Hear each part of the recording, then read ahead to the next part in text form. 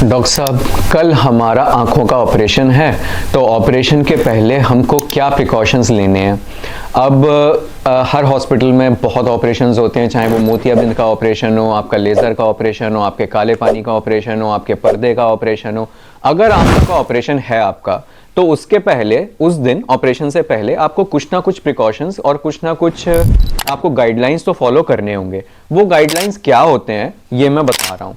तो 3-4-5 गाइडलाइंस हैं। नंबर 1 कि ऑपरेशन जब भी आपका है उससे 3 घंटे पहले जो खाना है खा लीजिए, ठीक है। 3 घंटे के अंदर कोई हैवी फूड मत लीजिए। जो भी खाना है, जो भी आपकी नॉर्मल डाइट है, चाहे ऑपरेशन सुबह है तो ब्रेकफास्ट हो गया, आफ्टरनून है तो लंच हो गया, अगर शाम को रात में है तो डिनर हो गया, 3 घंटे पहले खाना है। सबसे इंपॉर्टेंट बात ये है। अब कई पेशेंट्स हैं जिनको डायबिटीज़ होती है, शुगर की बीमारी होती है।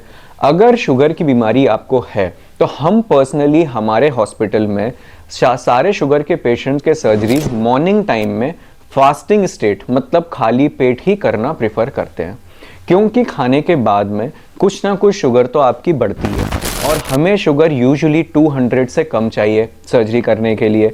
तो हम प्रेफर करते हैं कि मॉर्निंग में फास्टिंग ही करें बिना कुछ खाए। ओके, आपको अगर आधा कप चाय पीनी है तो पी सकते हैं बिना चीनी की।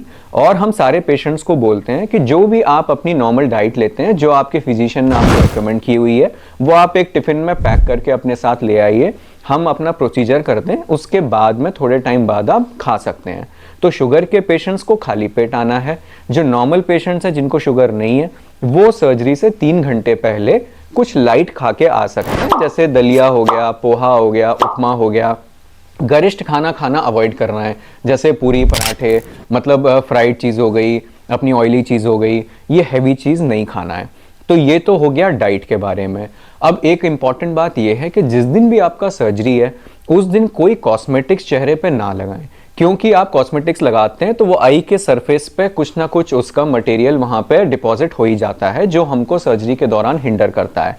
सर के ऊपर ऑयलिंग भी ना करें, क्योंकि जब भी ऑयल सर पे लगाते हैं आपके माथे पे ऑयल आता है, आपके आईलैशेस में ऑयल आता है, जो हमको सर्जरी के दौरान परेशान करता है।